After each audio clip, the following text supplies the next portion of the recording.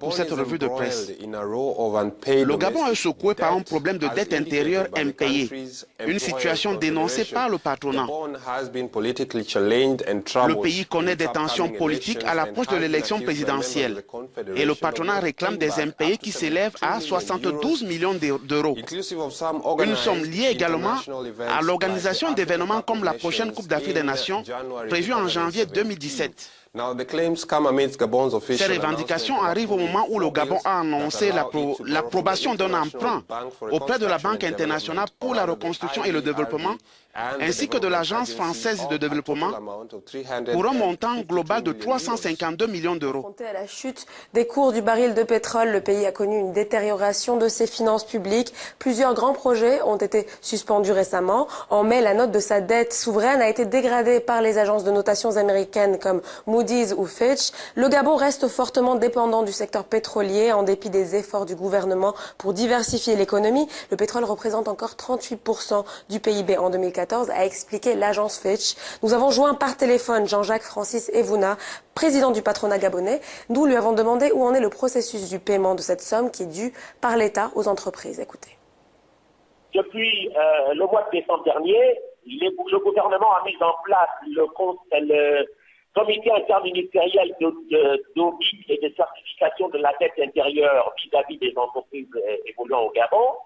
Cette dette aujourd'hui est connue et ce comité a fait un travail très remarquable, très professionnel, qui permet aujourd'hui à l'État ou aux décideurs dans le plus haute autorité d'avoir une matrice qui permettrait justement de commencer à envisager les paiements. Pourquoi pas? Les banques sont sur liquide. L'État fait ce qu'on appelle des emprunts obligataires à chaque fois, mais il est aussi important de faire un emprunt obligataire pour pouvoir régulariser le point de la dette, pour qu'effectivement nous évoluions dans le cadre de la croissance économique qui permettrait de résoudre tous les problèmes du pays. Parce que s'il y a la croissance, il y a de l'emploi est réglé, la richesse est créée, et bien le développement du pays se fait de façon durable et harmonieuse et de façon pérenne. Voilà la réalité, et donc je pense que le CIACI aujourd'hui a évalué la dette gabonaise, l'a recensée, l'a validée, l'a certifiée. Et maintenant nous sommes en phase des pistes de solutions pour pouvoir commencer à régler cette dette avant le début de la campagne présidentielle. Mais alors, comment l'État en est-il arrivé à une telle détérioration de ses finances publiques? Je voudrais dire que l'État n'avait pas encore conscience de ce que la situation économique serait telle qu'aujourd'hui relativement à l'amenuisement ou à la réduction ou la réduction des prix de nos matières premières.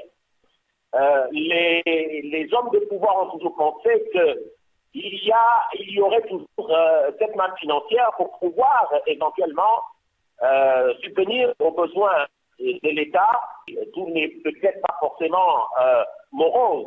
Il y a la réforme structurelle, la réforme économique du pays qui se fait, qui se met en place.